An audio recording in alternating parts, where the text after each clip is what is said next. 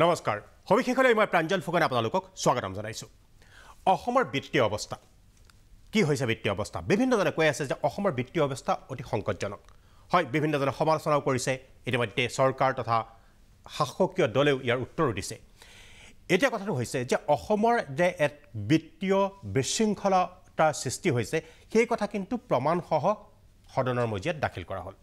আৰু এই কথাটো আন কোনেও কোৱা নাই এই কথাটো কৈছে কেগৰ প্ৰতিবেদন অসম বিধানসভাত দাখিল কৰা হ'ল আৰু এই প্ৰতিবেদনৰ স্পষ্টভাৱে উল্লেখ কৰা হ'ল যে অসমৰ বৰ্তমান বিত্তীয় অৱস্থা ইমান শৃংখলিত নহয় বিভিন্ন কাৰণ তাৰ বাবে তেওঁলোকে দৰ্শাইছে বিশেষকৈ মূলধনী ব্যয় যিটো সেই মূলধনী ব্যয় যথেষ্ট পৰিমাণে হ্ৰাস পাইছে ইয়াৰ বিভিন্ন কাৰণ তেখেতসকলে উল্লেখ কৰিছে কেগৰ প্ৰতিবেদনত উল্লেখ কৰিছে দ্বিতীয়টো কথা হৈছে যে কৰ বৰ্হিভূত ৰাজহ সংগ্ৰহৰ পৰিমাণ কম ঋণৰ যিটো সুদ সেই সুদ দিওঁতেই ৰাজ্য চৰকাৰৰ যথেষ্ট পৰিমাণৰ ধন ওলাই গৈছে ইয়াৰ লগতে এইটো কথা উল্লেখ কৰা হৈছে যিমান বিনামূলীয়া আঁচনি ৰাজ্য চৰকাৰখনে ঘোষণা কৰিছে হিতাধিকাৰী সৃষ্টিৰ বাবে যিমান চেষ্টা কৰিছে তাৰ বাবে যিমানখিনি ধন দিয়া হৈছে তাৰ বাবেও বহু ধন ওলাই গৈছে এইদৰে ৰাজ্যৰ বিত্তীয় এক শৃংখলা এতিয়া বৰ্তমান নাই সেয়েহে প্ৰশ্ন হয় যে সঁচাকৈ নাই নেকি কিছু ক্ষেত্ৰত কিছুমান দেখা গৈছে যে ৰাজহ সংগ্ৰহৰ ওপৰত যথেষ্ট গুৰুত্ব আৰোপ কৰিছে আৰু হেঁচা দি প্ৰয়োগ কৰিছে বিভাগৰ ওপৰত যে ৰাজহ সংগ্ৰহ কৰিব লাগে ঋণ লোৱাৰ কথাটো বাৰে বাৰে আমিও কৈছিলোঁ বিভিন্ন সংবাদ মাধ্যমত ওলাইছে যে বাৰে বাৰে ঋণ লৈছে চৰকাৰে তো এই ঋণৰ বিনিময়ত যিখিনি সুদ দিব লাগে সেই যিখিনি সুদৰ ধন সেইখিনি ৰাজকোষৰ পৰা ওলাই গৈ আছে যে কিয় এনেকুৱা হৈছে ইয়াৰ লগতে এটা গুৰুত্বপূৰ্ণ কথা উল্লেখ কৰিছে যে 55টা বিভাগে ৰাজ্যৰ 55টা বিভাগে বহু কোটি টকাৰ বিশেষকৈ হিচাপ দিয়া নাই কিয় এই বিত্তীয় বিশৃংখলা কিয় ৰাজ্যত যে ইয়াত চৰকাৰৰ এই ক্ষেত্ৰত ভুল নেকি আৰু চৰকাৰৰ যদি ভুল কিয় ভুল হৈছে আৰু কোনে কৰিছে এই বিষয়সমূহ আজি আমি আলোচনা কৰিব খুজিছোঁ আমি ষ্টুডিঅ'লৈ আমন্ত্ৰণ কৰি আনিছোঁ আজি মেহেদি আলম বৰা জ্যেষ্ঠ মুখপাত্ৰ অসম প্ৰদেশ কংগ্ৰেছ কমিটি আমাৰ ষ্টুডিঅ'ত উপস্থিত আছে দীপাংকৰ কলিতা মুখপাত্ৰ আম আদমি পাৰ্টি আৰু ডক্টৰ দেৱজিৎ মহন্ত জ্যেষ্ঠ মুখপাত্ৰ বিজেপি মই প্ৰথমতে বিৰোধী দলৰ পৰা আৰম্ভ কৰিব গৈছোঁ মেহেদি আলম বৰা ডাঙৰীয়া কেগৰ প্ৰতিবেদনত যিটো কথা ক'লে তাৰ প্ৰত্যুত্তৰত মুখ্যমন্ত্ৰীয়ে কিন্তু সেইটো অস্বীকাৰ কৰিছে এতিয়া আপোনাৰ মতে কি যে ৰাজ্যত এক বিত্তীয় বিশৃংখলা পৰিৱেশ সৃষ্টি হৈছে বুলি আপোনালোকে ভাবে নে নাভাবে বিত্তীয় বিশৃংখলা হোৱাৰ বাবেই কেগে কৈছে যে চৰকাৰখন সফলভাৱে আগবাঢ়িব পৰা নাই প্ৰথম কথা যে মূলধনী ব্যয় যিটো ই এটা বছৰতকৈ আন এটা বছৰত প্ৰায় হ্ৰাস পাইছে 2020-21ত মূলধনী ব্যয় আছিলে 13,468.5 আৰু 2020-21ত ই হ'লগৈ 12,399.39 কোটি টকা অৰ্থাৎ 1,069.16 কোটি টকা কমি গৈছে হ্ৰাস পাইছে এই যে মূলধনী ব্যয়টো হ্ৰাস পাইছে এই হ্ৰাস পোৱাৰ লগে লগে কিন্তু উন্নয়নৰ ধাৰা বন্ধ হৈ যায় এইটো দেখাতে এই কথা যিমানেই চিঞৰ বাখৰ যুক্তিৰে নকওক কিয় তথ্যই কয় যে আপুনি খৰচেই কৰিব নোৱাৰে আপোনাৰ উন্নয়নটো ক'ৰ পৰা হ'ব আৰু দ্বিতীয়তে বাজেটৰ যিটো ধন সেই ধনৰ পৰা আপোনাৰ ঋণৰ নামত যিবোৰ প্ৰথমতেতো কোৱা হৈছিল যে ঋণ লোৱাটো তেওঁলোকৰ মানে চৰকাৰখনৰ হেৰিত নিয়ম আছে আৰু তেওঁলোকে ল'ব পাৰে কিন্তু ঋণ লৈ এনেকুৱা হৈছেগৈ যে যোৱা বছৰ বাজেটৰ পৰা তেওঁলোকে অকল সুদ দিছে 37,641.22 কোটি টকা অৰ্থাৎ প্ৰায় 40,000 প্ৰায় 38,000 কোটি টকা অকল সুদৰ নামতে ব্যয় কৰিছে এইটো কিন্তু বাজেটৰ ধন যাৰ বাবে দেখা গৈছে যে 55টা বিভাগত আজি 39,629.49 কোটি টকাৰ হিচাপ দিব পৰা নাই এই কাৰণেই 39 ইয়াৰ লগত মিল আছে কিন্তু যে 39 আৰু 37,000 আৰু 39,000 অৰ্থাৎ এই গোটেই কথা যে হিচাপ দিব পৰা নাই এই হিচাপটোৱে আচলতে সুদত ব্যয় কৰিছে তাৰপিছত যদি মুখ্যমন্ত্ৰীয়ে কয় যে আমি বিশ্ববিদ্যালয় বনাইছোঁ মেডিকেল কলেজ বনাব পাৰে কিন্তু তাতো এই হিচাপটো কিন্তু আহিব লাগিব অকল দূৰৰ পৰা বিল্ডিং কেইটামান দেখিলেই ফ্লাইঅভাৰ দুখনমান দেখিলেই ওপৰভাৱে কৈ দিব পাৰে যে বহুত কিবা কিবি হৈছে কিন্তু যিটো প্ৰকৃতভাৱে ধাৰ্য কৰা হৈছে ঋণ বা নহয় যি ধন ধাৰ্য কৰা হৈছে সেই ধন খৰচ কৰিব পাৰিছেনে নাই আৰু আটাইতকৈ ডাঙৰ কথা যে এইজনেই মুখ্যমন্ত্ৰী আছিলে 2009 2011 2017 সাংঘাতিক ধৰণে এই কথাটো লুকাই আছে যে এই 2009 পৰা 2017 একেজনেই মানুহ কিন্তু বিত্তমন্ত্ৰী আছিলে গতিকে যদি এই বিত্তীয় অনিয়ম বিত্তীয় মানে যিখিনি অনিয়ম ধৰা পৰিছে তেন্তে তেওঁ এজন মানে তেওঁৰ বিভাগটোত তেওঁ বিফল বুলি ক'ব লাগিব সেই বিফলতা থাকিবলৈ আজি তেওঁ কৈছে যে কেগই যিমানেই কিয় কেগ চৰকাৰৰ মানে মানে মানে চৰকাৰ স্বীকৃত এটা অনুষ্ঠান চৰকাৰী অনুষ্ঠান গতিকে এই অনুষ্ঠানে প্ৰত্যেকখন ৰাজ্যৰে আৰ্থিক অৱস্থা সম্পৰ্কত তেখেতসকলে মতামত দিয়ে এতিয়া অসমৰ ক্ষেত্ৰত দিয়া মতামতটো তেওঁ নহয় বুলি ক'লে নহ'ব নহয়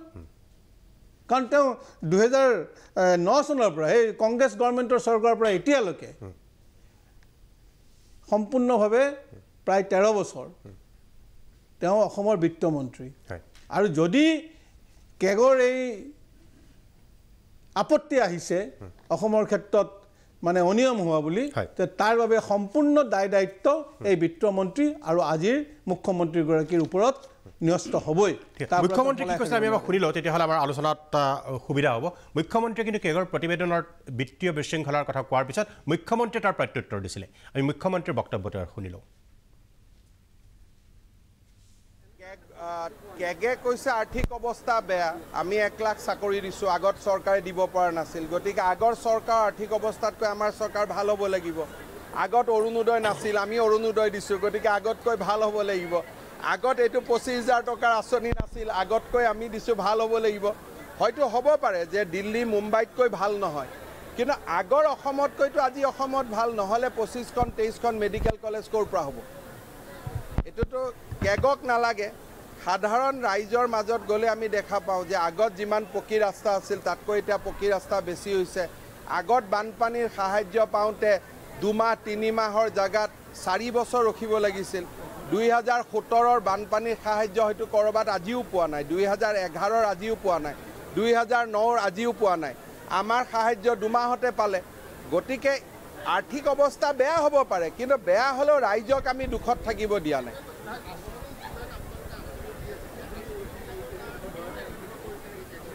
আঁচনিটোতো দিবই লাগিব নহ'লে মানুহে আমাক কিয় চৰকাৰত ৰাখিব যদি বানপানীত ঘৰ যোৱা মানুহক আমি ঘৰ নিদিওঁ দুখীয়াক যদি বিপদৰ সময়ত নাচাওঁ তেতিয়াহ'লে আমাক চৰকাৰ কিয় ৰাখিব গতিকে কেগে কি লিখিছে মই পঢ়া নাই কিন্তু সাধাৰণভাৱে মই বিত্তমন্ত্ৰী হিচাপে জানো যে তৰুণ গগৈ ডাঙৰীয়া মুখ্যমন্ত্ৰী থাকোঁতে অসমত 42,000 কোটি টকাৰ বাজেট আছিল আজি আমাৰ 1,10,000 কোটি টকাৰ বাজেট সেয়া মুখ্যমন্ত্ৰীৰ বক্তব্য মই এতিয়া এই কথাত এটা কথা মই কৈ থওঁ মানে মই পিছত হয়তো সুযোগ নাপাম ক'বলৈ এই পইণ্টটো যে তেখেতে আমাৰ চৰকাৰ বুলি কৈছে 2017 চনৰ চৰকাৰখন বিজেপি চৰকাৰ নাছিল নেকি তেওঁ 2017 চনত তেওঁ নিজেও বিত্তমন্ত্ৰী আছিলে সৰ্বানন্দ সোণোৱালৰ চৰকাৰখনক তেখেতে আমাৰ চৰকাৰ নহয় বুলি কৈছে যে আমাৰ চৰকাৰ মানে তেখেত যিদিনাখনৰ পৰা আহিছে সেইদিনাখনৰ পৰাই আমাৰ চৰকাৰ বুলি কৈছে আৰু আগৰ কথাখিনি অনিয়ম হ'ব বুলি কৈছে যে মান সাহায্য পোৱা নাছিলে নিয়মমতে মই ধৰি ল'লোঁ যে তাৰ আগতে কংগ্ৰেছ দলৰ চৰকাৰ আছিলে সেই চৰকাৰখনত তেওঁৱেই অলি নল আছিলে যদিও তেখেতে আমাৰ চৰকাৰ নহয় বুলি কৈছে ঠিক আছে তেওঁ দল সলনি কৰাৰ পিছত সেই কথাটো কৈছে কিন্তু দায় সাৰিব নোৱাৰিব কিন্তু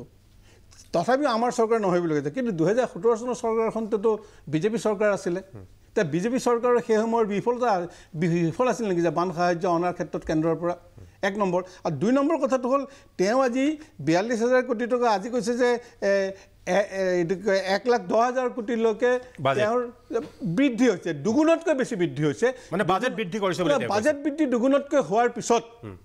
আজি কেগৰ এই আপত্তি কি কাৰণে আহিবলগীয়া হ'ল কেগেটো এটা শাৰী অকল লিখি দিয়া নাই তাতে পুংখানুপুংখভাৱে বছৰে বছৰে কমপ্লিট হিচাপখিনি দিছে গতিকে কেগৰ সেই কথাখিনি তেখেতে যিধৰণে নৎসাত কৰিব খুজিছে এইটো কিন্তু দুৰ্ভাগ্যজনক নিশ্চয়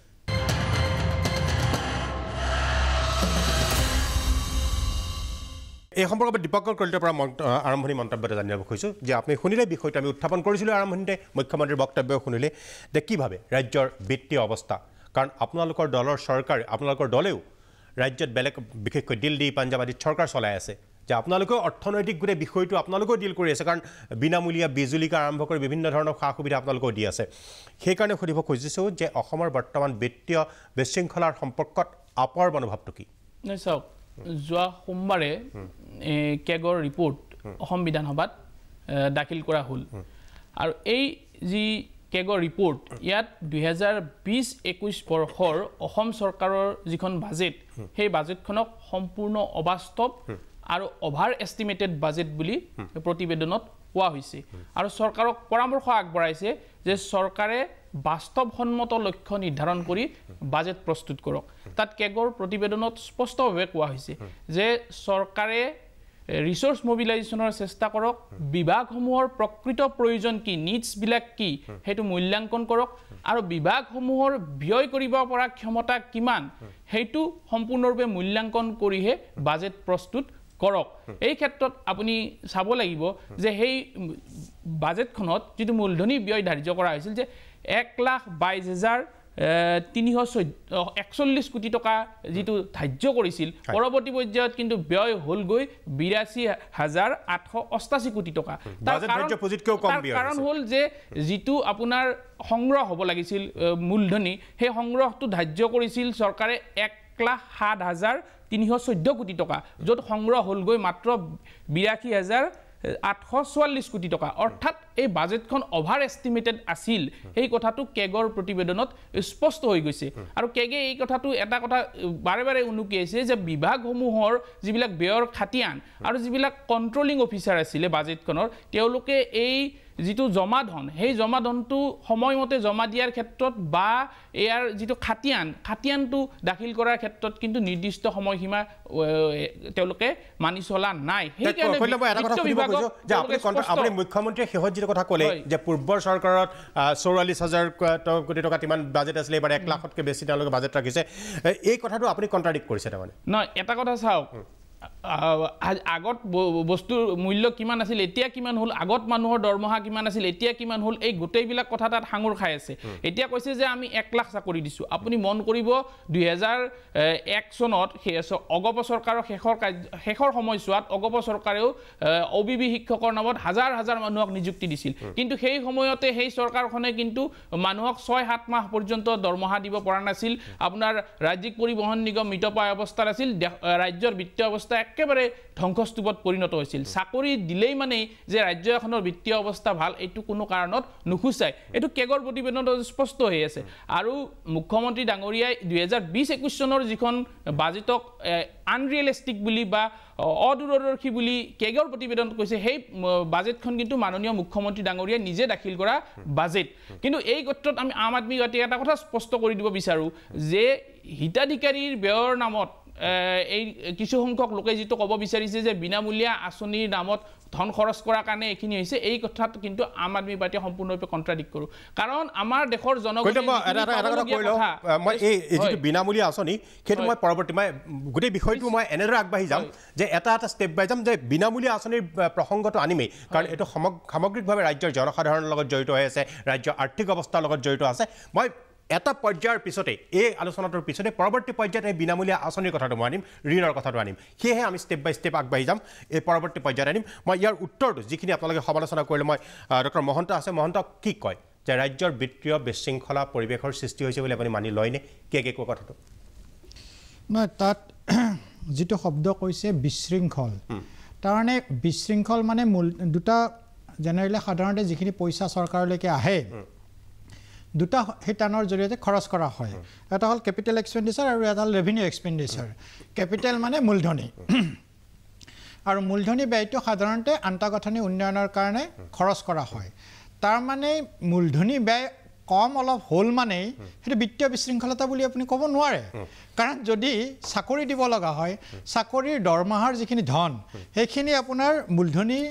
তাৰমানে কেপিটেল এক্সপেণ্ডিচাৰত নাহে সেইটো ৰেভিনিউ এক্সপেণ্ডিচাৰত আহে গতিকে আমি যে 1 লাখ চাকৰি দিম বুলি কৈছোঁ এতিয়ালৈকে যিখিনি চাকৰি দিয়া হ'ল প্ৰায় 44,000 তেখেতসকলৰ দৰমহাটো এই মূলধনী ব্যয়ত নাহে তেখেতসকলৰ দৰমহাটো যাব এই আপোনাৰ ৰেভিনিউ এক্সপেণ্ডিচাৰত গতিকে তাৰ মানে এইটো নহয় যে আমাৰ বিত্তীয় বিশৃংখলতা বাঢ়িছে প্ৰথম দ্বিতীয়তে আৰু এটা কথা কওঁ যিটো মূলধনী ব্যয় কমা বুলি কৈছে মূলধনী ব্যয়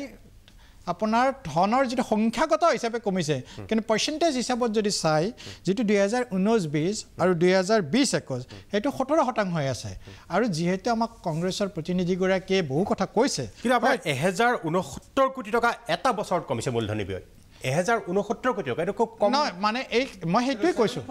7.94% মই সেইকাৰণে কৈছোঁ কথা যে প্ৰায় 8% কমিছে মই মেহেদিদাৰ কথাখিনি খুব ধৈৰ্য সহকাৰে শুনিছোঁ মোৰ কথাখিনি শুনি ল'লে ভাল পাম দ্বিতীয়তে তেখেতে কি কৈছিল তেখেতে কৈছিলে যে এই যে আপুনিও প্ৰসংগত উল্লেখ কৰিছিলে যে 55টা বিভাগে প্ৰায় 40,000 দিব বাকী মানে এইখিনি হিচাপখিনি দিব পৰা নাই কিন্তু আমি এইটো কথাও উনিকিয়া নাই ইয়াতে যে এই যে 40,000 55টা বিভাগে দিব বাকী আছে এইটো 2001 চনৰ পৰা 2001 চনৰ পৰা বাকী আছে তাৰমানে আপোনাৰ অলমোষ্ট 20 বছৰ আমাৰ 6 বছৰ হ'ল এই 15 বছৰত কাৰ চৰকাৰ আছিল মেহেদিদাই জানিব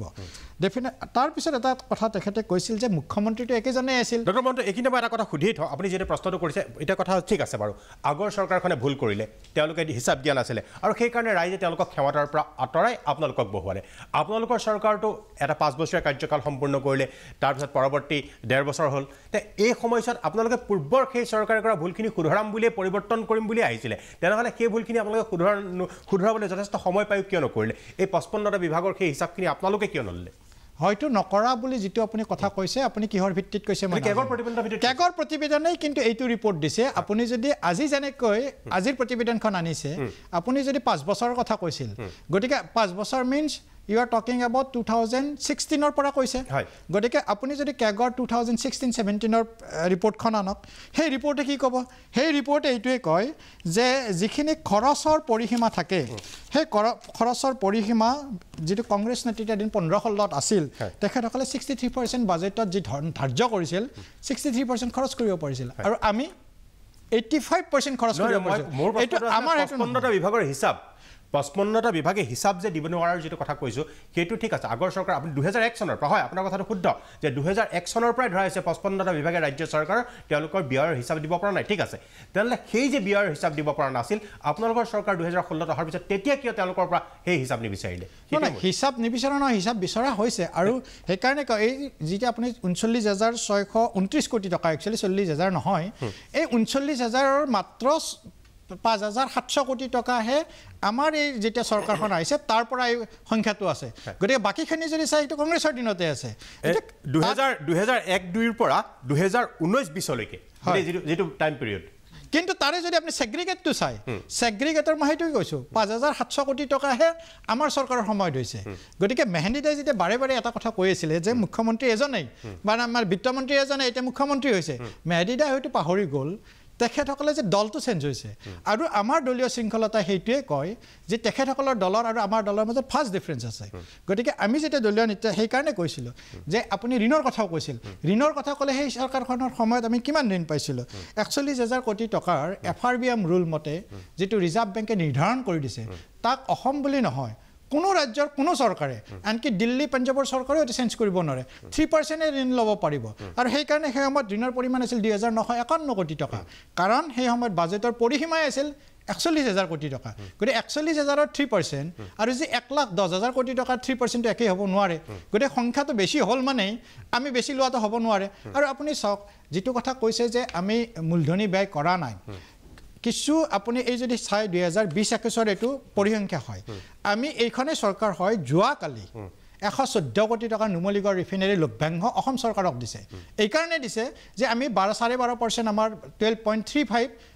অসম চৰকাৰৰ শেয়াৰ আছিল এটো বৃদ্ধি কৰি 26% কৰিছে কিছুদিন আগত মূলধনী ব্যয় বৃদ্ধি কৰাটো কেনেকৈ বুজায় আমি NLC আৰু APDCL 1000 মেগাৱাটৰ চুক্তি সম্পাদন হৈছে এইবিলাক মূলধনী ব্যয়ত পৰে আপুনি গুৱাহাটীৰ ভিতৰতে চাওক কিমানখন আন্তঃগাঁথনিৰ দলঙৰ নিৰ্মাণ হৈ আছে ইয়ে ইকনমিক কন্ট্ৰিবিউশন দিব তেলে কেগৰ প্ৰতিবেদনটো আপুনি ভুল বুলি কক নাই নাই এটো কোৱা নাই ভুল বুলি ক'ব যোৱা নাই যেটো মূলধনী ব্যয়টো কম বুলি কৈছে সংখ্যাটোক মই কি কৈছো আপুনি কৈছে যে আপুনি ভুল কোনটোক কৈছে বা এখেতসকলে ভুল কোনটোক কৈছে মূলধনী ব্যয় কমা মানে ভুল হ'ব নোৱাৰে মূলধনী ব্যয় কমা মানে ৰেভিনিউ আপোনাৰ যদি দৰমহাৰ সেইটো এক্সপেণ্ডিচাৰ বাঢ়িছে মানে চৰকাৰখন ধৰুৱা বুলি ক'ব নোৱাৰে 40,000ক যেতিয়া আমি চাকৰি দিছোঁ তেখেতসকলক দৰমহা দিব লাগিব দৰমহা দিব গ'লে আপুনি কেপিটেল এক্সপেণ্ডিচাৰ বাঢ়িব ৰেভিনিউ এক্সপেণ্ডিচাৰ বাঢ়িব গতিকে মূলধনী কেতিয়াবা কম হ'ব পাৰে ডেট ডাজেণ্ট মিন আমাৰ বিত্তীয় শৃংখলতা বা অশৃংখলিত হৈছোঁ বা আমাৰ অৰ্থনৈতিকভাৱে আমি পিছুৱাই আহিছোঁ সেইটোতো হ'ব নোৱাৰে ধন্যবাদ মই বিৰতি লৈছোঁ আৰু প্ৰশ্ন আছে পৰৱৰ্তী পৰ্যায়ত আমি আহিম বিশেষকৈ ঋণৰ বিষয়টো লৈ মোৰ বহু প্ৰশ্ন আছে মই ডক্টৰ মহন্তকো কৰিম কিন্তু এটা বিৰতিৰ পিছত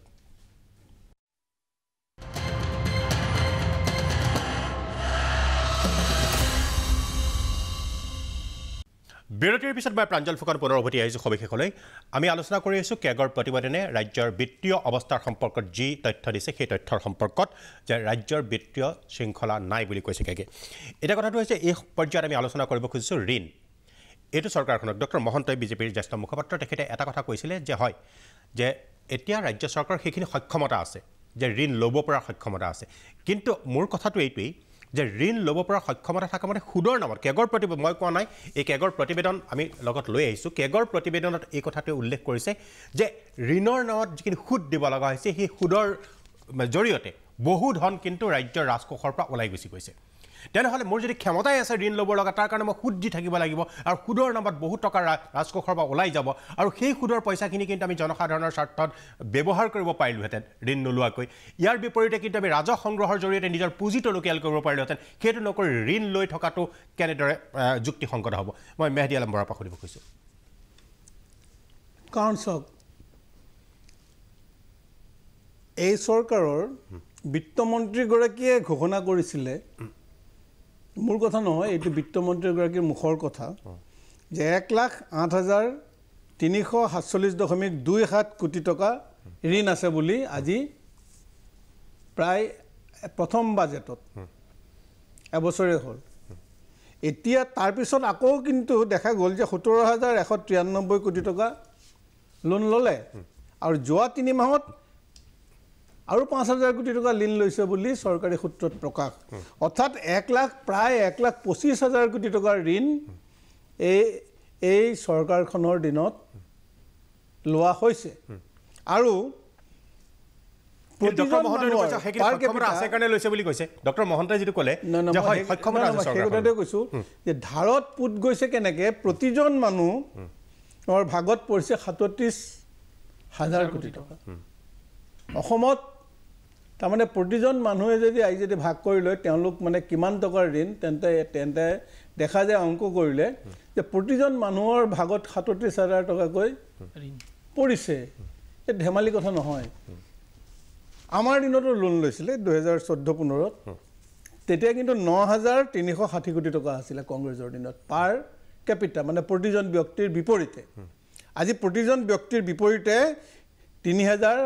37,000 কোটি টকা অৰ্থাৎ প্ৰায় 4 গুণ ঋণৰ বোজা এই চৰকাৰখনে পৰিৱৰ্তনৰ নামত উন্নয়নৰ দোহাই দি আৰু তেওঁলোকে বিকাশৰ কথা কৈ নানান অজুহাত দেখুৱাই ৰাইজক নানান ধৰণৰ চলাহী কথাৰে ঢাকি ৰাখি এই ঋণৰ বোজা জাপি দিছে এই চৰকাৰখনে যদি সেইটোৱে হয় তেন্তে আমি কম নেকি যে এইখন চৰকাৰ এখন উন্নয়নশীল চৰকাৰ বুলি অৰ্থাৎ কেগৰ প্ৰতিবেদন যে 100% শুদ্ধ যাৰ কাৰণে কেগে সাৱধানবাণী শুনাবলগীয়া হৈছে যে যি আহিলা আৰু নকৰিবা এইবিলাক ভুল এইটো সাংঘাতিক কথা চৰকাৰী বিভাগে কৈছে যে তোমালোকে মানে সীমা চেৰাই গৈছা ইয়াতকৈ আৰু বেছি আগ নাবাঢ়িবা গতিকে এই কথাটোত আমি দেখা পাইছোঁ যে মোৰ এটা আহ্বান থাকিব যে এই চৰকাৰখনে যেন ধাৰৰ বোজা আৰু বঢ়াই অসমৰ মানুহক ঋণগ্ৰস্ত কৰি নতুলে নিশ্চয় ডক্টৰ কলিতাৰ মন্তব্য কি ঋণৰ ক্ষেত্ৰত হয় চাওক এখন ৰাজ্যৰ উন্নয়নৰ ধাৰা অব্যাহত ৰাখিবলৈ হ'লে এখন চৰকাৰে ঋণ ল'ব লাগিব কাৰণ উন্নয়নৰ বিভিন্ন আঁচনি কাম কৰিবলৈ ঋণৰ প্ৰয়োজন এতিয়া আমাৰ অসম চৰকাৰে কেগে দিয়া এটা পৰামৰ্শ উল্লেখ কৰি দিওঁ আলোচনা কৰিবলৈ সুবিধা কেগে এই ঋণৰ সম্পৰ্কত যিটো পৰামৰ্শ আগবঢ়াইছে তাত কৈছে ৰাজ্য চৰকাৰে ৰাজহুৱা ঋণৰ বৃদ্ধিৰ হাৰৰ প্ৰতি লক্ষ্য ৰাখি চৰকাৰৰ নিজা ৰাজহ বৃদ্ধিৰ চেষ্টা কৰিব পাৰে আৰু ৰাজহ ব্যয় কমাব পাৰে যাতে আগন্তুক বৰ্ষসমূহত ৰাজহুৱা ঋণ পৰিশোধৰ হেঁচা আৰু ৰাজহুৱা ঋণৰ সুদৰ দায়বদ্ধতা পৰিহাৰ কৰিব পাৰে এই সুদৰ দায়বদ্ধতা মই 1 মিনিট সুদৰ দায়বদ্ধতাটো কিন্তু বাজেটৰ ধনৰ পৰা যায় এইটো কিন্তু মানে ঢাকি ৰাখিব নোৱাৰিব যে বাজেটৰ ৰাইজৰ বাবে খৰচ কৰাৰ বাবে যিখন বাজেট কৰে খৰচ বন্ধ কৰি সুদটো মাৰিবলগীয়া হয় না মেদিদাই ক'লে গোটেইখিনি কিমানখিনি অসম চৰকাৰে ঋণৰ বোজা অসমৰ জনসাধাৰণৰ ওপৰত জাপি দিছে হয় এখন ৰাজ্যৰ উন্নয়নৰ ধাৰা অব্যাহত ৰাখিবলৈ ঋণৰ প্ৰয়োজন চৰকাৰ এখনক হ'ব কিন্তু ঋণ লৈ পেলাই এখন চৰকাৰে যদি ব্যয় সংকোচনৰ সলনি ব্যয়বহুল আৰু বিলাসিতাত সেই ধন খৰচ কৰিবলৈ লয় আজি ৰাজধানীৰ বাহিৰত কেবিনেট মিটিং পতাৰ নামত যিধৰণে ধনৰ আবণ্টন যিদৰে জাকজমকতাৰ মাজেৰে কেবিনেট বৈঠক পাতিবলৈ অথচ কেবিনেট বৈঠকৰ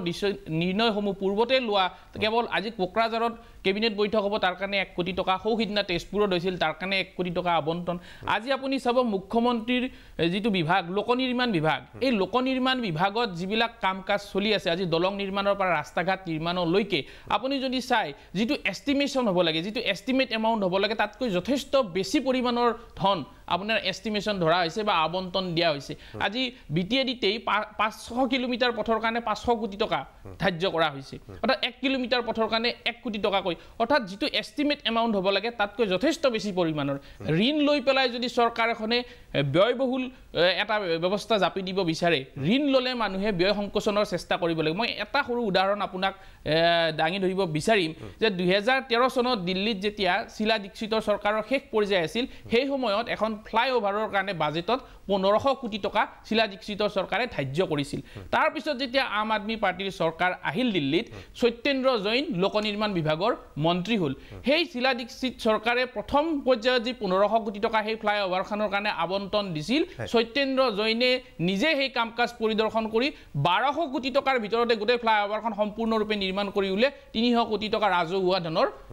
মানে এটা নজিৰ দাঙি ধৰিছিল যে ৰাজহুৱা ধন কেনেকৈ ৰক্ষা কৰিব লাগে এখন চৰকাৰে যেতিয়া ঋণ লৈ কাম কৰিব তেতিয়া সদায় ব্যয়টো কিমান সংকোচন কৰিব পাৰি তাৰ চেষ্টা কৰিব লাগে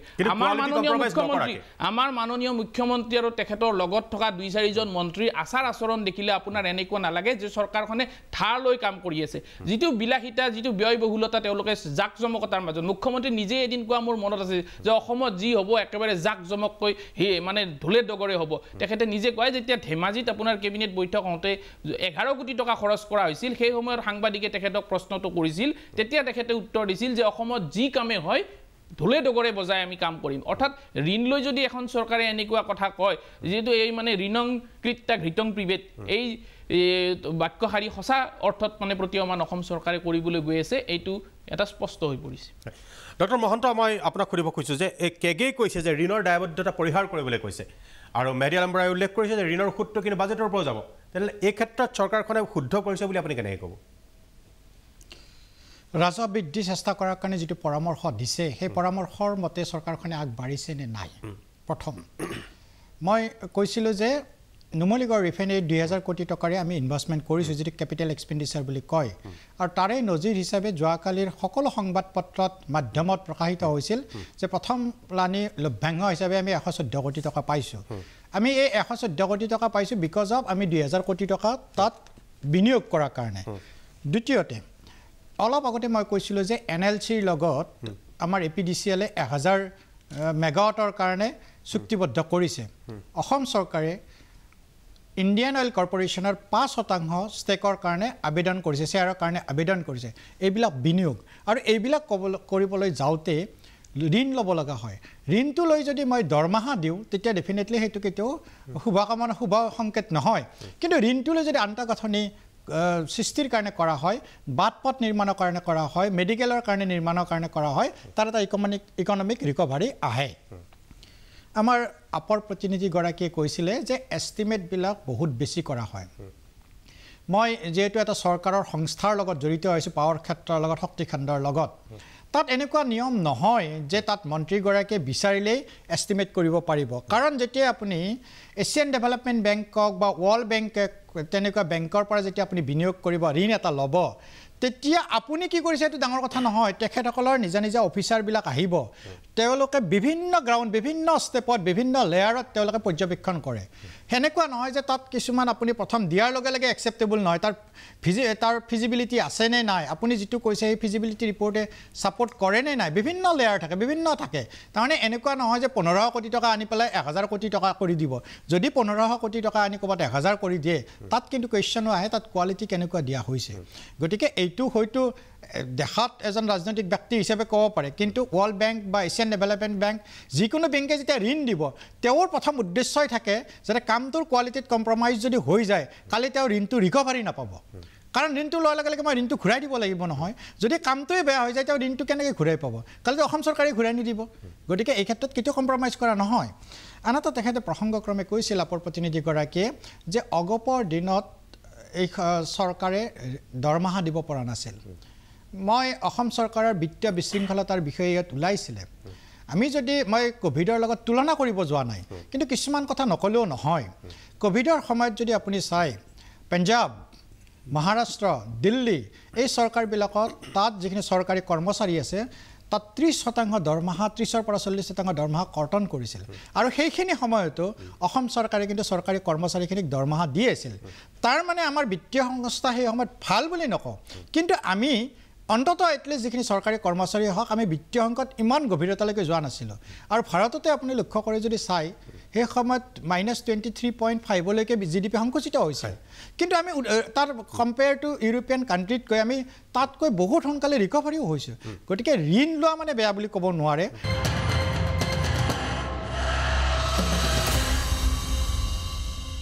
কিন্তু কেগেটো পৰিহাৰ কৰিবলৈ কৈছে ঋণৰ কথাটো নাই ঋণটো চাওক এনি ক্ষেত্ৰত আপুনি যেতিয়া এজন ব্যক্তি হিচাপে এটা ঋণ ল'ব আপোনাৰ মূৰৰ ওপৰত বোজা থাকে কিন্তু সুতটো দিব লাগিব সুতটো কৰপা দিব আপোনালোকে নাই সুতটো তাৰমানে কেতিয়া ঋণ দিব ঠিক আছে মই মোৰ ধৰক এটা একদম সাধাৰণীকৰণ কৰি বুজাই দিছোঁ যে মোৰ সক্ষমতা আছে মোৰ টেক্সৰ ফাইল ভাল আছে মোক ঋণ দিব ধৰক কিন্তু তাৰ মই সুতটো দিব লাগিব নহয় সেইটো এটা কথা থাকিব তাৰমানে সুতটো দুটা কথা আহে আপুনি ধৰি লওক এজন সাধাৰণ ব্যক্তি হিচাপে এটা গৃহ ঋণৰ কাৰণে এপ্লাই কৰিলে গৃহ ঋণটো লোৱাৰ আগতে হয়তো আপুনি ভাড়াত আছিলে ভাড়াত থাকোঁতে 10,000 পৰা 20,000 টকা আপুনি ৰেণ্ট দিছিলে এতিয়া আপুনি কি হয় যেতিয়া গৃহ ঋণটো ল'লে লৈ পেলাই ঘৰটো বনাওঁতে আপুনি এতিয়াও 10-15,000 দি আছে এতিয়া কথাটো হ'ব সুদ হিচাপে আপুনি 10-15,000 উইথ কেপিটেল উইথ ইণ্টাৰেষ্ট দি থাকিব লগা হৈছে কিন্তু আটাইতকৈ ডাঙৰ বেনিফিট কি হৈছে নে আপোনাৰ এটা সম্পদ ক্ৰিয়েট হৈছে আপোনাৰ নিজা বুলি এটা ঘৰ হৈছে কালি আমি গুৱাহাটীত যিকেইখন দলং ফ্লাইঅভাৰ বনি আছে এই ফ্লাইঅভাৰখন হোৱাৰ লগে লগে দুটা হয় হেপিনেছ ইণ্ডেক্স যেনেকৈ বাঢ়িব মানুহৰ যান জঁটৰ অৱস্থাটো যেনেকৈ হ'ব ঠিক তেনেকৈ ব্যৱসায় বাণিজ্যৰ সম্প্ৰসাৰণ হ'ব আজি ৰাস্তা ঘাট কৰাৰ লগে লগে যেনেকৈ এটা মানুহৰ হেপিনেছতকৈও বেপাৰ বাণিজ্য বাঢ়িব আৰু সেইকাৰণে আমি ঋণটো ল'ব লগা হয় কিন্তু এটা কথা ঠিক এইবাৰ কেগৰ যি পৰিসংখ্যা দেখাইছে এই পৰিসংখ্যাক কেতিয়াও আমি ক'ব নোৱাৰোঁ যে পৰিসংখ্যাত কোনো ভুল নাই কিন্তু পৰিসংখ্যাৰ পৰ্যালোচনাটোৰ কথা কৈছোঁ পৰিসংখ্যাই কৈছে যে আমাৰ মূলধনী ব্যয় কমিছে কিন্তু আমাৰ যেটো ৰেভিনিউ এক্সপেণ্ডিচাৰ সেইটো বাঢ়িছে ৰেভিনিউ এক্সপেণ্ডিচাৰ বাঢ়িব যেতিয়া আপুনি বেছিকৈ চাকৰি নিয়োগ কৰিব কাৰণ দৰমহা দিব লাগিব তাৰ মানে এইটো নহয় যে আমাৰ বিত্তীয় বিশৃংখলতা হৈছে গতিকে মই নিশ্চিত কৰিছোঁ হয় কেতিয়াবা কি হয় যেতিয়া আপুনি একে সময়তে বহুত বছৰ 69 ইয়াৰ্ছত যে হোৱা নাছিল সেইখিনিৰ বহুত আমি কাম আৰম্ভ কৰিছোঁ সেইকাৰণে 69 ইয়াৰ্ছত মেহেদিদাই কৈছিলে যে আমাৰ মাত্ৰ 41ৰ যদি 3% চাই কাৰণ আমিতো 3%ত ওপৰত ল'ব নোৱাৰোঁ কাৰণ ৰিজাৰ্ভ বেংকে এটা ৰুল কৰি থৈছে এফআৰবিএম ৰুল মতে আপুনি জিএছডিপিৰ এই ৰাজ্যখনৰ যিমান আপুনি উৎপাদন হ'ব তাৰে ওপৰত 3% ল'ব পাৰে যদি 3% ল'ব পাৰে মেহেদিদাৰ যেতিয়া কংগ্ৰেছৰ দিনত চৰকাৰ আছিল তেতিয়া 3% হয়তো 2,000 কোটি টকা আছিল আৰু আজি 3% হয়তো 20,000 বা 1 লাখ কোটি টকা বা 20,000 কোটি টকা হ'ব তাৰ মানে এইটো নহয় যে আমি শতাংশটো বাঢ়ি গৈছোঁ মানে শতাংশটো একে আছে আমি বেছিকৈ ঋণ লোৱা নাই আমিও 3% লৈছোঁ এই কথাখিনিহে মানুহখিনিয়ে বুজি পালে মই ঠিকেই কৈছে আপুনি 3% লৈছে এইখিনিতে মই এটা কথা 3% লোন লৈছে ঠিকে আছে কিন্তু তেখেতসকলৰ দিনতো কিন্তু 3% লৈছে বাজেটত যিটো এনেকুৱা নহয় মই ভাল বুলি ক'লোহেঁতেন যদি কংগ্ৰেছৰ দিনত 1% ঋণ লোৱা নাছিল নহয় 3% লৈছে নহয় 3% ঋণ লৈছিল যদিও সেই সময়ত কিন্তু বাজেটত যিখিনি ধন ধাৰ্য কৰা হৈছিলে তাৰ পৰা কিন্তু সুদ নিয়ম মতে দিব পৰাৰ কেপাচিটি আছিল এক্সেক্টলি সেই কথাটো মই ক'ব খুজিছোঁ যে সেই কেপাচিটিটো আছিলে কিন্তু আজি দেখা গৈছে যে 3% লোন লোৱাৰ নামত বছৰি বাজেটৰ ধনৰ পৰা ইম্পেক্ট ক'ত পৰিছে সুদৰ নামত যিখিনি ধন ৰাজকোষৰ পৰা ওলাই গৈছে তাৰ ইম্পেক্ট ক'ত পৰিছে তাৰে ইম্পেক্টটো এনেকুৱা হয় আজি নুমলীগড় ৰিফাইনাৰীত নুমলীগড় ৰিফাইনেৰীত আমি 2000 কোটি টকা তাত বিনিয়োগ কৰিছোঁ তাত দুটা কথা আহে তাৰ ইম্পেক্টটো বেয়া হ'ব কাৰণ ইমিডিয়েটলি 2000 কোটি টকা যোৱা মানে তাৰ ইমিডিয়েট ৰিকভাৰীটো নাহে এইবাৰ আমি 114 কোটিহে পাইছোঁ গতিকে আজি যদি চাই আৰু প্ৰায় 1800 কোটি টকাই আমি পাব যাৰ প্ৰভাৱটো ডক্টৰ মহন্ত আওপকীয়াকৈ কিন্তু জনসাধাৰণৰ ওপৰত পৰিছে কাৰণ তাৰ কাৰণে আপোনালোকে এনে কিছুমান বোজা জাপি দিছে বিশেষকৈ কৰৰ বোজাৰ পৰা আৰম্ভ কৰি বিভিন্ন ক্ষেত্ৰত বিদ্যুতৰ মাচুল বৃদ্ধিৰ পৰা আৰম্ভ কৰি এনেধৰণে কৰিছে সেই ধনখিনি কিন্তু আপোনালোকে জনসাধাৰণৰ কাৰণে মেডিকেলখন যে আমি ভাব ধৰি ল'লো 23খন মেডিকেল হল এই 23খন মেডিকেল কলেজৰ লগত প্ৰত্যক্ষ বা পৰোক্ষভাৱে এই জনসাধাৰণো জড়িত হৈ থাকিব তেওঁলোকে সংস্থাপিত হ'ব কালি এখন মেডিকেলত তাতে এখন ফাৰ্মাচী দিলে এখন গাড়ী দিলে ঠিক তেনেকৈ এটা পৰিয়ালৰ এজন মানুহ সংস্থাপিত হ'ল মানে 5জন মানুহ সংস্থাপিত হ'ল কাৰণ আমাৰ অসমত এনেকুৱা এটা চিন্তাধাৰা আমি এতিয়াও বহুত আগবাঢ়ি যাব আছে মেডিকেলখন আপোনালোকে নিয়োগ সৃষ্টিৰ কাৰণে কৰিছে নে আপোনালোকে চিকিৎসাৰ কাৰণে কৰিছে গোটেইখিনি সামগ্ৰিকভাৱে এটা সামগ্ৰিক উন্নয়নৰ কাৰণে আমাক মেডিকেল সেৱাও লাগিব তাৰ পৰা আমাৰ ঘৰতে আমি ডাক্তৰ উৎপাদন কৰাও হ'ব লাগিব কালি আমাৰ আগতে কি হৈছিল আগতে আমাৰ 300 সিট আছিল য'ত অসমৰ পৰা পাছ কৰি 300 ডাক্তৰ পাছ হৈছিল আজিৰ ডেটত অসমৰ পৰা 1200 ডাক্তৰ ওলাব কালি সেই 1200 ডাক্তৰ ওলালে আমাৰ 1200 ডাক্তৰ এতিয়াও আমাৰ মেডিকেলবিলাকত ডাক্তৰ শৰ্টেজ আছে ডক্টৰ মহন্ত মই বিষয়টো আচলতে মই এই ক্ষেত্ৰত যদি আপুনি কৈছে মোৰো বহুত উত্তৰ আছিলে প্ৰথম কথাটো হৈছে মই বিষয়টোৰ পৰা আঁতৰি যাম সেইকাৰণে এই বিষয়টো অহা নাই যদি মেডিকেল আপোনালোকে কলেজ পাতি আছে কিন্তু মেডিকেল কলেজৰ যিটো আন্তঃগাঁথনিৰ পৰা আৰম্ভ কৰি বিভিন্ন ধৰণৰ কথাবোৰ আছে সেইবোৰ কিন্তু হোৱা নাই এতিয়াও আপোনাৰ উন্নত চিকিৎসা বিশেষকৈ ICUৰ সুবিধা কিন্তু বহু ভিতৰুৱা অঞ্চল নাই য'ত মেডিকেল কলেজ আছে তাতো আন্তঃগাঁথনি নোহোৱা অৱস্থাৰ কিন্তু ছবি মই আপোনালোকক দেখুৱাই দিব পাৰোঁ আমিও নকওঁ নোহোৱা আছে বুলি আমি চেষ্টা কৰিছোঁ পাতি দিলে নহয় আৰম্ভণিটো কৰি মই প্ৰথম চাওক ডক্তৰ সৃষ্টি কৰিব লাগিলে ডক্তৰ যাব পৰা এটা ঘৰ দিব লাগিব পাতি দিলেই নহ'ব ঘৰ কিছুমান তাত মই সেই সুবিধাখিনিও দিব লাগিব নিশ্চিতভাৱে দিব লাগিব আৰু সেই ক্ষেত্ৰত পদক্ষেপ লোৱা হৈছে এনে ঘৰ এটা দিলে নহ'ব মই এনেকুৱাও তথ্য আছে কাৰণ সাংবাদিক হিচাপে তথ্য আছে যে আপোনালোকে পাতি দিছে হয় কিন্তু তাত সেই সুবিধাখিনি কিন্তু নাই এনে পাতি লোকক দেখুৱাই পাতি দিলেই নহ'ব মই আহিম এই বিষয়টোলৈ আকৌ এটা তাৰমানে আপুনি আমি IIM খন লোকক দেখি পতাই দিছোঁ নেকি নাই হস্পিটেল চিকিৎসালয়ৰ কথা হওক মই সেইকাৰণে চিকিৎসালয়ৰ কথা মই সেইকাৰণে কৈছোঁ তাত আন্তঃগাঁথনিৰ কথা কৈছোঁ আন্তঃগাঁথনিটো সম্পূৰ্ণৰূপে দিব পাৰিব লাগিব এটা বিৰতিৰ পিছত মই আকৌ এই আলোচনালৈ ঘূৰি আহি আছোঁ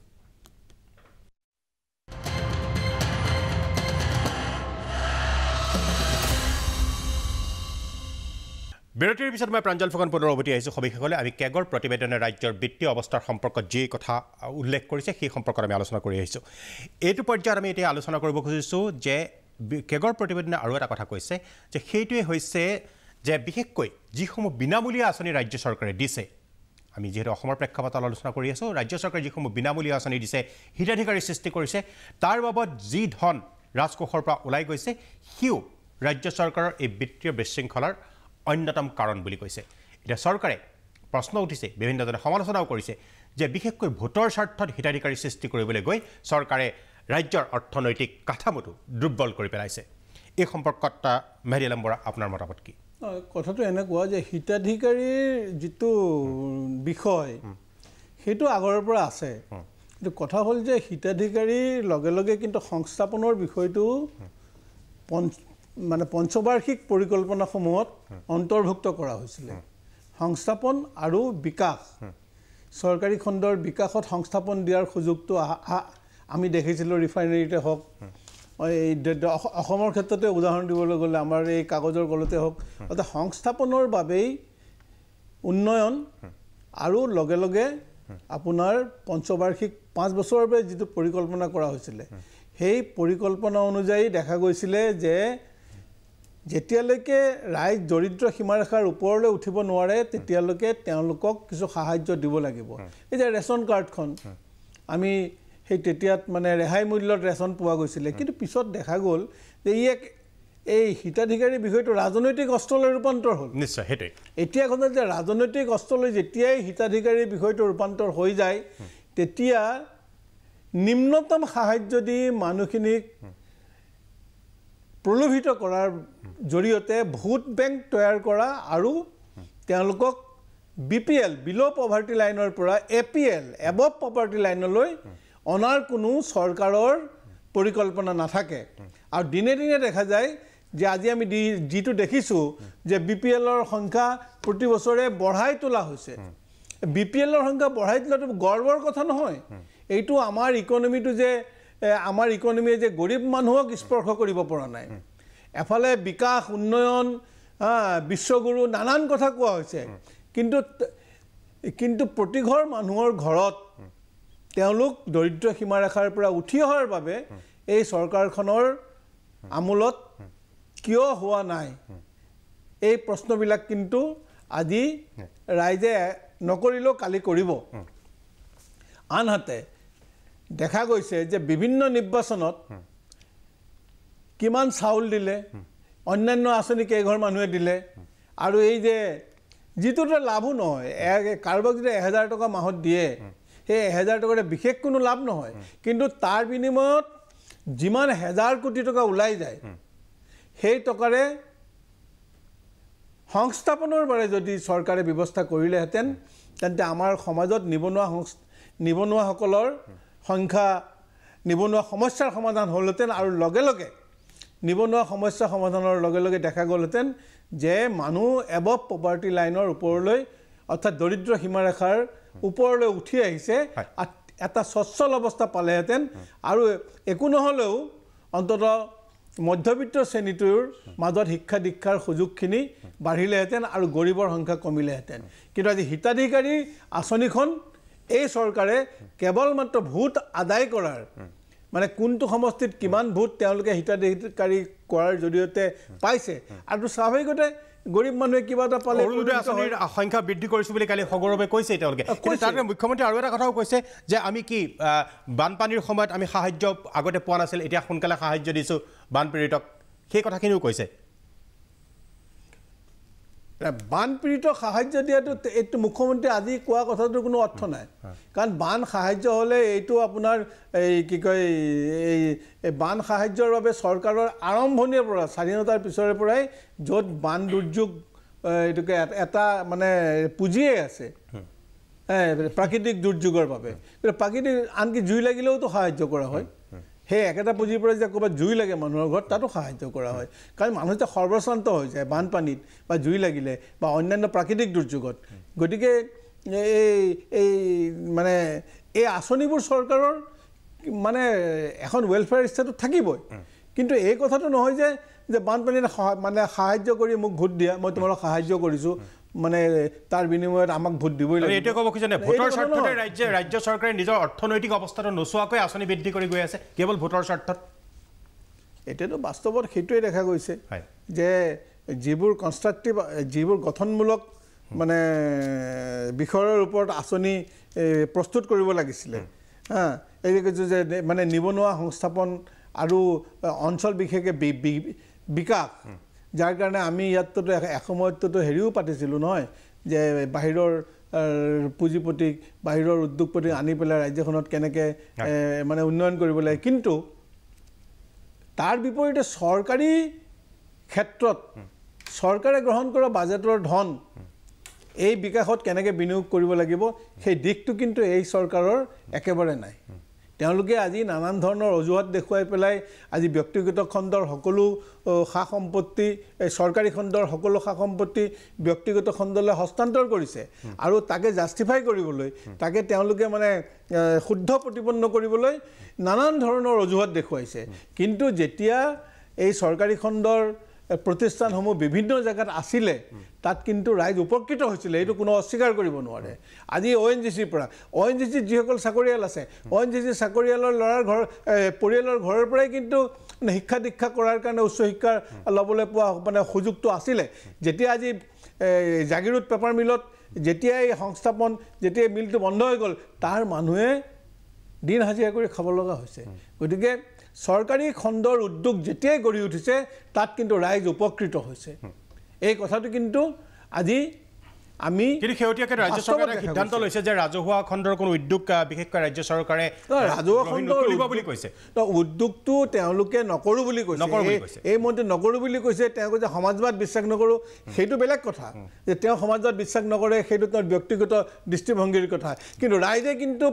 ভাত খাব বিচাৰে জীয়াই থাকিব বিচাৰে ৰাইজৰ ফুড ক্লথছ এণ্ড শ্বেল্টাৰ এখন চৰকাৰৰ প্ৰাথমিক স্বত্ব এখন গণতান্ত্ৰিক ৱেলফেয়াৰ ষ্টেটত ফুড ক্লথছ এণ্ড শ্বেল্টাৰ মানুহক থাকিবলৈ এটা ঘৰ খাবলৈ এমুঠি ভাত আৰু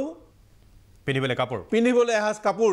এই কথাটো দিব লাগিব তাৰ বাবে সমাজবাদ বিশ্বাস কৰে নে নকৰে সেইটো মূল কথা নহয় কিন্তু এইখিনি যি চৰকাৰে কৰিব নোৱাৰে সেই চৰকাৰ শাসনত থকাৰ কোনো নৈতিক অধিকাৰ নাই নিশ্চয় দীপঙ্কৰ কলিতা কি কয় বিশেষকৈ এই হিতাধিকাৰীৰ আঁচনি কাৰণ এই প্ৰসংগত আপোনালোকৰ চৰকাৰৰ দুখনকৈ বিশেষকৈ পাঞ্জাৱ আৰু দিল্লীৰ চৰকাৰ কাৰণ আপোনালোকেও এনেকুৱা কিছু বহু বিনামূলীয়া আঁচনি আপোনালোকৰ চৰকাৰেও দিছে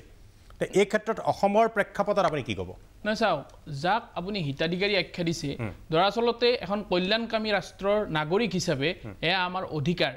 আম আদমি পাৰ্টিৰ স্থিতি সম্পূৰ্ণ স্পষ্ট যে দেশৰ প্ৰতিজন শিশুৱে আধুনিক আৰু উন্নত মানৰ শিক্ষা বিনামূলীয়াকৈ পাব লাগিব প্ৰতিগৰাকী নাগৰিকে উন্নত পৰ্যায়ৰ স্বাস্থ্য বিনামূলীয়াকৈ পাব লাগিব বিশুদ্ধ খোৱা পানী বিনামূলীয়াকৈ প্ৰতিঘৰ মানুহৰ ঘৰত যোগান হ'ব লাগিব 24/7 বিদ্যুৎ বিনামূলীয়াকৈ প্ৰতিঘৰ মানুহৰ ঘৰলৈ যাব লাগিব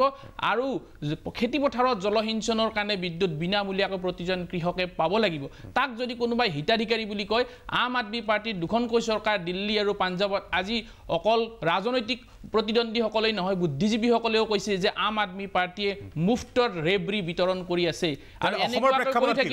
এনেকুৱাকৈ কৰি থাকিলে ভাৰতবৰ্ষৰ অৱস্থা শ্ৰীলংকাৰ নিচিনা হ'ব বুলি বহু বুদ্ধিজীৱীয়ে আচলতে এক প্ৰকাৰ আম আদমি পাৰ্টিৰ চৰকাৰ বা আম আদমি পাৰ্টিৰ নীতিকে টাৰ্গেট কৰিব বিচাৰিছে আমি স্পষ্টকৈ কথা কৈছোঁ অসমৰ ক্ষেত্ৰত আপুনি কৈছে আজি চাওক অৰুণোদয় আঁচনিৰ হিতাধিকাৰীসকলৰ বিদ্যুতৰ মাচুল 250 টকাটো 1000 টকাৰ পৰা অনুদান যিটো 1250 টকা কৰা হৈছে সেইটো কৰিবলৈ যাওঁতে যোৱা এপ্ৰিল মাহৰ পৰা বিদ্যুতৰ মাচুল 8% পৰ্যন্ত 59 পইচাকৈ বিদ্যুতৰ প্ৰতি ইউনিটত বৃদ্ধি কৰাটো ইতিমধ্যে স্পষ্ট হৈছে যাৰ কাৰণে নেকি বিদ্যুতৰ মাচুল যথেষ্ট বেছি অহা বুলি ইতিমধ্যে সৰ্বত্ৰ ৰাজ্যখনত প্ৰতিক্ৰিয়া হৈছে আম আদমি পাৰ্টিৰ দিল্লীৰ চৰকাৰে 200 ইউনিট বিদ্যুৎ বিনামূলীয়াকৈ আৰু পঞ্জাৱৰ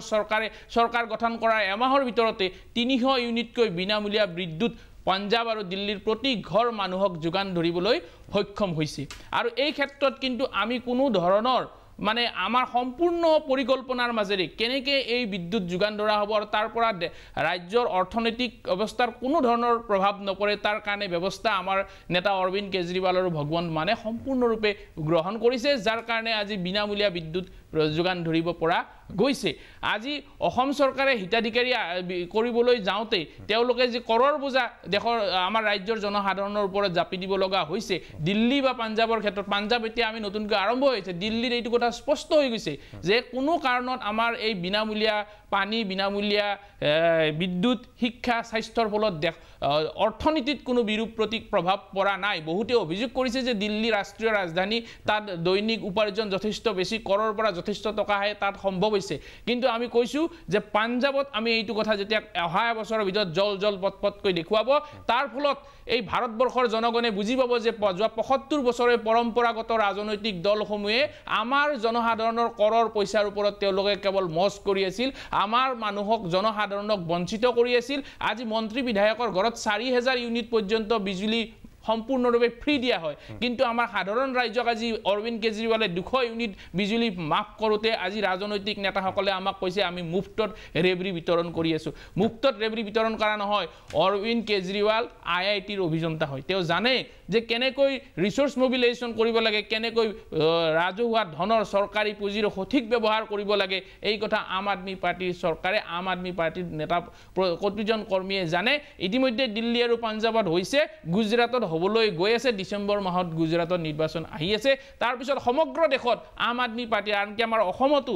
ইতিমধ্যে আমি কোনো দিল্লী বা পাঞ্জাৱৰ মডেলৰ ওপৰত নহয় আমাৰ আম আদমি পাৰ্টিৰ অসম গোটে অসমৰ কাৰণে আমি ইতিমধ্যে মডেল প্ৰস্তুত কৰাৰ কাম পৰিকল্পনা প্ৰস্তুত কৰাৰ কাম আমি আৰম্ভ কৰিছোঁ যদি ভৱিষ্যতৰ দিনত অসমৰ ৰাজ্যে আমাক সুযোগ দিয়ে অসমতো দিল্লী বা পাঞ্জাৱতকৈ অধিক সুবিধা অসমৰ জনগণক আৰু এইটোৰ কাৰণে কোনো হিতাধিকাৰী নহয় আমি কাৰো ওচৰত হাত পতা নাই দেশৰ জনগণে ভাবিব নালাগে যে কোনোবা নেতা বা মন্ত্ৰীয়ে আমাক এইখিনি ফ্ৰী বস্তু দিছে আমাক তেওঁলোকৰ পকেটৰ পৰা দিছে হেয়া আমাৰ কল্যাণকামী ৰাষ্ট্ৰ হিচাপে হেয়া আমাৰ প্ৰাপ্য কাৰণ আপুনি জানে ইংলেণ্ডৰ নিচিনা গ্ৰেট ব্ৰিটেইনৰ নিচিনা উন্নত ৰাষ্ট্ৰত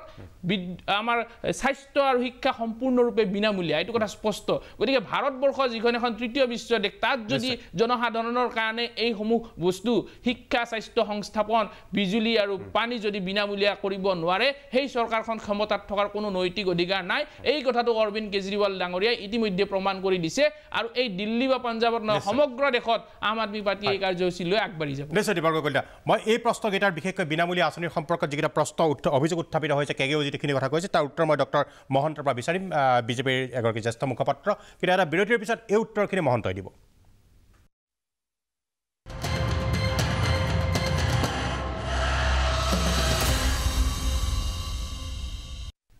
বিৰতিৰ পিছত মই প্ৰাঞ্জল ফুকন পুনৰ উভতি আহিছোঁ সবিশেষলৈ মই এতিয়া ডক্টৰ মহন্তৰ ওচৰলৈ আহিছোঁ ডক্টৰ দেৱজিৎ মহন্ত বিজেপিৰ জ্যেষ্ঠ মুখপাত্ৰ মহন্ত আপুনি উত্তৰটো কি দিব তেখেতসকলৰ কল্যাণকামী ৰাষ্ট্ৰ এখনত সামাজিক ন্যায় আৰু সামাজিক সুৰক্ষা দিয়াৰ কাৰণে হিতাধিকাৰী আঁচনিৰ প্ৰয়োজনীয়তা আছে সেই বিষয়ত কোনো পধ্যে নুই কৰিব নোৱাৰি হিতাধিকাৰী আঁচনিক নালাগে বুলি ক'ব নোৱাৰি আমাৰ কংগ্ৰেছৰ মুখপাত্ৰগৰাকীয়ে কৈছিল যে আমি BPL কেটেগৰী বঢ়াই গৈ আছোঁ হয়তো তেখেতে তথ্যগত বা সংখ্যাগতভাৱে অৱগত নহয় যে নীতি আয়োগে এটা ৰিপৰ্ট দিছে যে সেই ৰিপৰ্ট মতে যি আমাৰ BPL কেটেগৰী আগতে 22% আছিল এতিয়া 10% কম হৈ 12% হৈছে দ্বিতীয়তে আৰু এটা কথা আমাৰ আপৰ প্ৰতিনিধিগৰাকীয়ে কৈছিল যিটো বিশেষকৈ বিজুলী বিল বা তেনেকুৱা ধৰণৰ ফ্ৰী সুবিধা আগবঢ়াই যিটো ৰেব্ৰি বুলি তেখেতে নিজেই কৈছিলে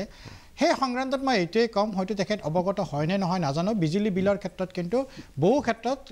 দিল্লী আৰু পাঞ্জাৱ চৰকাৰে উইথড্ৰ কৰিছে এই ক্ষেত্ৰত ইনফেক্ট আমাৰ মাননীয় প্ৰধানমন্ত্ৰী নৰেন্দ্ৰ মোদী ডাঙৰীয়াই উত্তৰ প্ৰদেশত এক্সপ্ৰেছ হাইৱে ইনগ্ৰেশ্যন কৰিবলৈ যাওঁতেই সকলোকে আবেদন কৰিছিল যাতে আমি এনেকুৱা বিনামূলীয়া আঁচনিৰ ঘোষণা বা তেনেকুৱাত নাযাওঁ যিয়ে সমাজখনক বিপথে পৰিচালিত কৰিব পাৰে আৰু সেই তেখেতৰ আবেদনৰ ওপৰত ভিত্তি কৰিয়ে আনকি মহামান্য উচ্চতম ন্যায়ালয়ত এটা বিচাৰ আহিছিলে আৰু সেই বিচাৰই মহামান্য উচ্চতম ন্যায়ালয়ৰ মুখ্য ন্যায়াধীশ NV ৰামান্নাই তেখেতে দিছিলে যে all India tax payers association মিলি যাতে যিখিনি লাগে আমি এইখিনিয়ে দিম গতিকে মই এটা কথা কওঁ বানপানীৰ সাহায্য আগতেও আছিল বুলি কৈছে আগতেও দিছিল বুলি কৈছে কিন্তু পইচাখিনি আহি পোৱা নাছিল 1985ত তেখেতসকলৰ সাহায্য প্ৰতি ঘৰে প্ৰধানমন্ত্ৰীয়ে নিজে কৈছিল যে চৰকাৰে যে 1 টকা সাহায্য পঠায় আনকি ৰাজীৱ গান্ধীয়ে কিন্তু ঘৰে ঘৰে পান সাহায্য দিয়া হৈছে বিষয়টো এইটো আৰু বিতৰ্কৰ মাজলৈ যোৱাৰ আচলতে প্ৰয়োজনীয়তা আৰু অৱকাশ আছিল কিন্তু বিষয়টো আমাৰ শেষ কৰিব হ'ল সেইকাৰণে আজিলৈ সবিশেষক সকলোকে ধন্যবাদ জনাই মই ইমানতে সামৰিছোঁ ধন্যবাদ